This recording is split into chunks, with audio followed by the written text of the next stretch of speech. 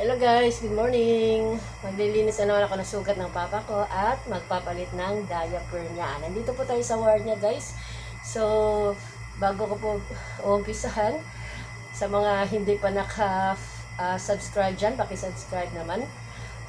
Please hit like and subscribe and hit the notification bell para update ko po kayo sa mga videos ko. Thank you po. Good morning. Umpisa na tayo guys.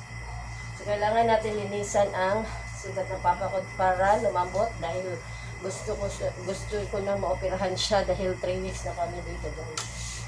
So, tabi-tabi po sa mga nanonood dyan. Kung ayaw nyo po ang video na ito, pwede naman po kayo lumabas at huwag manood. Baka hindi nyo kaya.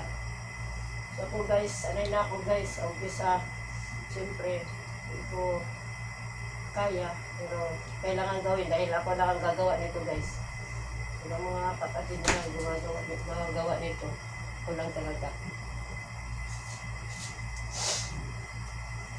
So guys, yung panlinis